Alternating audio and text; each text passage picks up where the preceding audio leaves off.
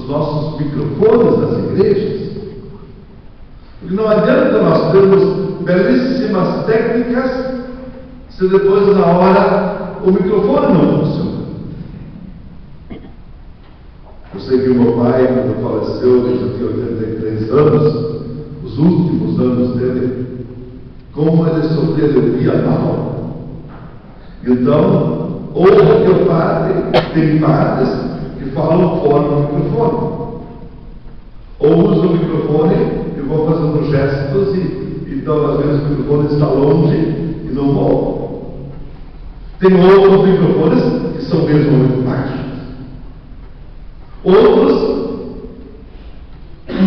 fazem outros barulhos juntos, ruídos.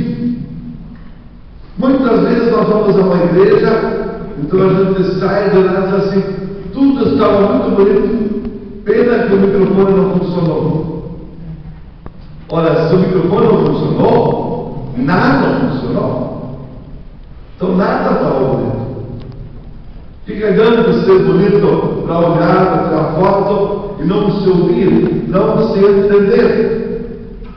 Por isso, meus cumprimentos, irmãos, vocês têm aqui um excelente serviço de som. Pelo menos o microfone do comentarista aqui é excelente.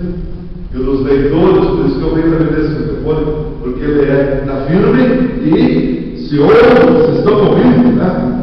Estão ouvindo. Claro, eu tenho que falar dentro, se eu não me falo do lado, vocês estão ouvindo. Então, comunicação é isso. Depois nós vamos ver a maior indústria de comunicação do Brasil. A maior indústria. Nessa indústria trabalham 6.000 operários que têm emprego direto nesta grande